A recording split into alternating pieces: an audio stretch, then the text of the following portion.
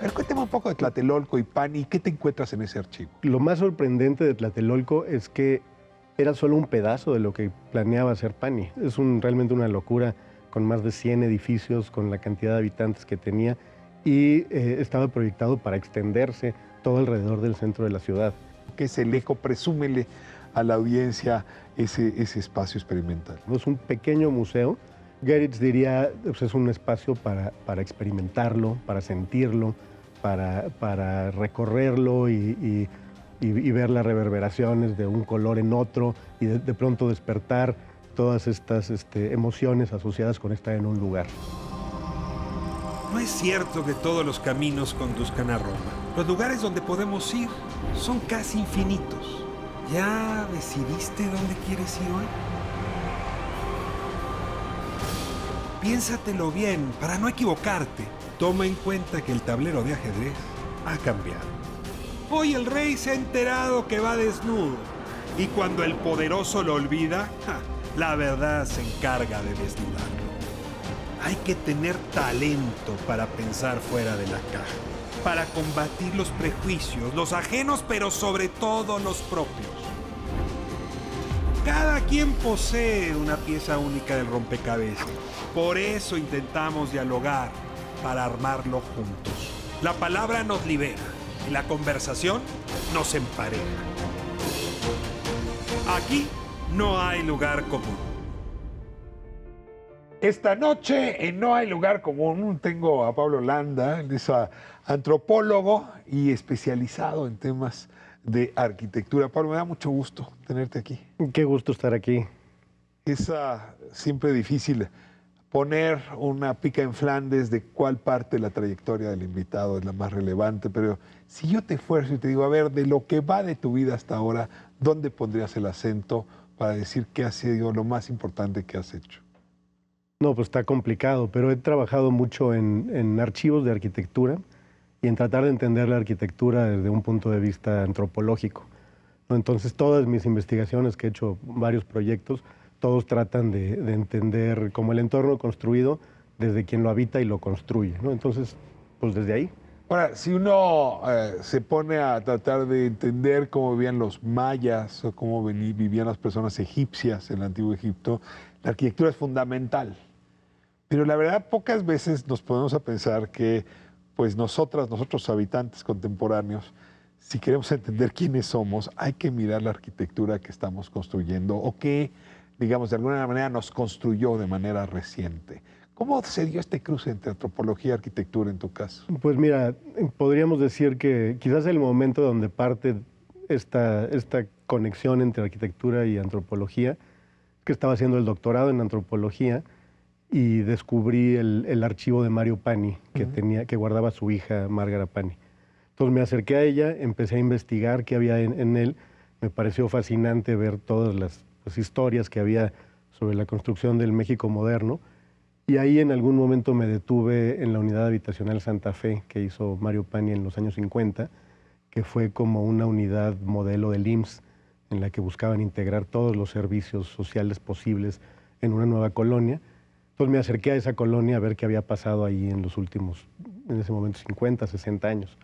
Y pues acabé haciendo mi trabajo de campo para mi doctorado en ese espacio, ¿no? Entonces trataba de ver, por un lado, pues los planos del archivo, las fotografías de época, los artículos que habían salido diciendo flamante nueva unidad de seguridad social, y después las vidas de los habitantes que habían transcurrido. Que no tenía nada que ver con eso.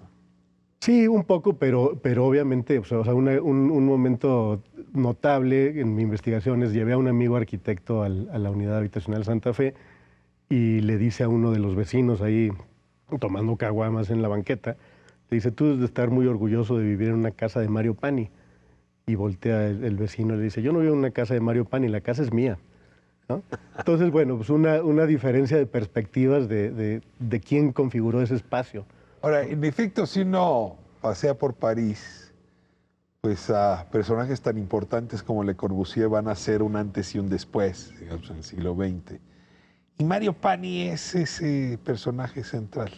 Hablabas de Santa Fe, Tlatelolco, ¿no? O sea, que es todo un diseño de vanguardia, en efecto, imaginando cómo iban a ser los futuros habitantes de la Ciudad de México, en algún lugar frustrado, ¿no? En algún lugar también logrado, y al mismo tiempo en una época donde Pani tuvo gran margen de maniobra. Yo te confieso que lo que más me sorprende de Pani es que tuviera tanto dinero del recurso público que incluso pudo hacer un parque que es la réplica de San Marcos, porque él era de Aguascalientes, sí. Pues como el último coletazo de toda esa obra inmensa que es Tlatelolco. A ver, cuéntame un poco de Tlatelolco y Pani, ¿qué te encuentras en ese archivo?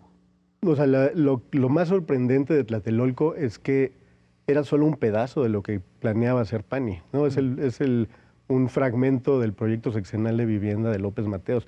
Y si piensas en Tlatelolco, te acercas y ves, se llama Centro Urbano Presidente López Mateos, ¿no? Entonces era pues el proyecto insignia con el cual el presidente se quería presentar y quería presentar su legado, ¿no? Entonces es realmente una locura, con más de 100 edificios, con la cantidad de habitantes que tenía, y estaba proyectado para extenderse todo alrededor del centro de la ciudad, ¿no? Entonces, pues cuando ves el archivo dices, es impresionante lo que hay, y querían hacer incluso más, ¿no? O sea, que la visión no acababa ahí. ¿Cómo te explicas que la población habitante de Tlatelolco haya envejecido? Y diciendo esto, los precios son accesibles, poblaciones más jóvenes hoy no se hayan aventurado a vivir en ese espacio, que por cierto tiene más de un secreto y más de una maravilla. No, tiene muchas maravillas, pero yo creo que lo que detiene a muchos son los sismos, ¿no? Porque asustó el 85. Asustó el 85 y por más que estén muy reforzados los edificios, se siguen moviendo mucho, ¿no? Entonces los propios vecinos que ya están habituados a vivir con ellos, dicen, no, es que sí se mueven. O sea, los viejos conocidos de los sismos no se asustan, los nuevos no se animan. Así es, yo creo que por ahí va, ¿no? Ahora, descubres en el archivo arquitectónico una pista para tu vocación. Y justamente en la Facultad de Arquitectura de la UNAM te toca organizar ese archivo, darle vida, darle acceso, lo cual es construirle a las futuras generaciones, ¿no? Un conocimiento, un disco duro en la memoria muy importante. Cuéntame un poco cómo ocurre este encuentro más allá de Pani con el archivo y este encuentro con la Facultad de Arquitectura. O sea, en realidad el archivo que yo trabajé de la familia acabó en el TEC de Monterrey, en la fototeca del TEC de Monterrey. Fue un proceso increíble de formarlo, ir descubriendo con la hija qué documentos había, dónde estaban guardados, abrir cajones y encontrar, no, esto sí, esto no, ¿no? Como ir formando esta idea de la trayectoria y el legado de Pani, ¿no? Y después entregarlo a una institución para que pudiera ser objeto de investigaciones. Y años más tarde llegué a la Facultad de Arquitectura, donde estaba ya el acervo de arquitectura mexicana, que incluye muchos planos de Mario Pani, que él entregó en otro momento, y también muchísimos fondos de distintos arquitectos. Del archivo te moviste al Museo Experimental El Eco. Así es. ¿No? Que es pues un espacio inventado por Matías Geritz y que es uno de los patrimonios culturales menos conocidos y más interesantes de la Universidad Nacional. A ver, acabas de tomar en febrero posesión, cuéntanos un poco qué es el ECO, presúmele a la audiencia ese espacio experimental. Es un lugar increíble en realidad, ¿no? Es un pequeño museo, pero que nació en los años 50, en 1953, con la vocación de ser un museo experimental, ¿no? Entonces eso abre la pauta. Define experimental. ¿Hay algún museo que no sea experimental? ¿Y qué sí, claro, ¿no? Los museos, o sea, digamos que cuando Geritz imagina este espacio, es el primer museo de arte moderno y contemporáneo en América Latina, ¿no? O sea, había muchos museos en México, pero el arte estaba muy cerca del Estado, ¿no? Por ejemplo, en México el muralismo, el arte tenía este vínculo muy cercano al poder, y de pronto Geritz, que era un poco disruptor y le llevaba la contra a todo el mundo, dijo, vamos a hacer un espacio en donde no se presenten las cosas así. Estamos hablando del 53, ¿no? El museo tiene una vida muy corta en su origen porque muere Daniel Montt, que fue digamos, el patrocinador, el que invitó a Geritz a hacer este espacio, el que le dijo, vamos a hacer un lugar en donde quepa lo que quieras, ¿no? Y que había performance y danza y un bar y artes plásticas, o sea, era un espacio realmente para pensar cómo exhibir las artes y cómo hacerlas convivir, ¿no? Y él hablaba del museo como una escultura habitable. Entonces era arquitectura, pero también era arte, ¿no? Y desde ahí empieza a hablar de la arquitectura emocional, ¿no? Que ahora pues, es un término muy común, todo el mundo habla de la arquitectura emocional. ¿Qué significa la arquitectura Yo lo emocional? que interpreto es que Geritz quería ponerlo en contraposición de lo que los arquitectos de esa época llamaban arquitectura racional, ¿no? Que era la arquitectura como la de Tlatelolco, la que promovía el Estado y que buscaba alcanzar los mayores resultados al menor costo posible, con una idea de un problema que se soluciona mediante una ciencia arquitectónica. ¿No? Y En Geritz dice, oposición a esto estaría la arquitectura emocional. ¿Podría ser una definición así de acabada, similar? Geritz diría, pues es un espacio para experimentarlo, para sentirlo, para recorrerlo y ver las reverberaciones de un color en otro y de pronto despertar todas estas emociones asociadas con estar en un lugar. O sea, la arquitectura como experiencia para jugar con la palabra de moda. Como experiencia y digamos mucho más cercana al arte, una arquitectura que no busca solucionar un problema, sino abrir posibilidades del sentir. Y ruego que le cuentes a la audiencia que no conoce a Matías Geritz, que le des un par de notas biográficas para entender su importancia. Pues Geritz llega a México, a Guadalajara inicialmente, y se vincula mucho con la gente de Guadalajara, con el grupo de Luis Barragán, etcétera, en los años 40. Y después llega a la Ciudad de México y se convierte en un disruptor profesor de la Facultad de Arquitectura, en el que enseña... pues, ¿Venía de dónde? Él originalmente de origen alemán, pero venía de Europa. Pasó primero por España, llega a México y aquí se convierte pues, en un muy influyente profesor y en un muy influyente artista, ¿no? que digamos, introduce nuevas maneras de pensar el arte. Y un ejemplo fundamental es la Ruta de la Amistad, ¿no? En el que hace una exposición en las calles de una serie de esculturas. Y Esas son, en efecto, las del 68. Eso es, en el 68, Juegos Olímpicos. en los Juegos Olímpicos. Esas pero esculturas, lo contamos, esa, digamos, su posibilidad fue gracias a Geritz. Geritz es, digamos, el curador de esa exposición en las calles, ¿no? Y lo que busca es, si en México estábamos acostumbrados a ver una escultura de un héroe, él dice, vamos a hacer escultura abstracta, que sea escultura no para conmemorar a un personaje o a un evento histórico, sino para tener una experiencia conmover. estética. Claro. ¿No?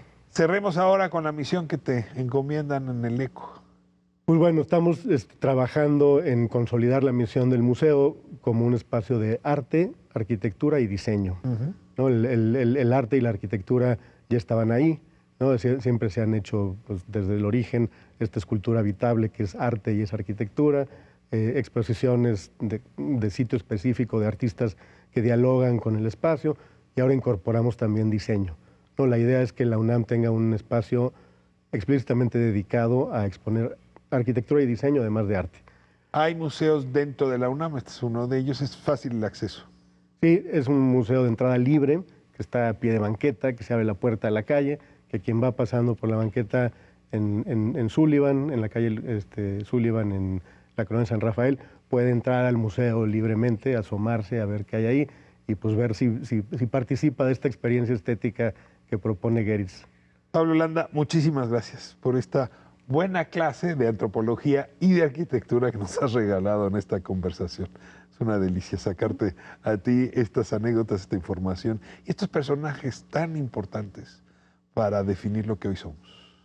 Mil gracias por la invitación y bienvenidos todos en el museo. Gracias, pues nos encontramos ahí en Sullivan. Muy bien. Gracias, Pablo. Muy bien, pues nos despedimos, nos encontramos próximo sábado, 10 de la noche. No hay lugar común en ADN 40.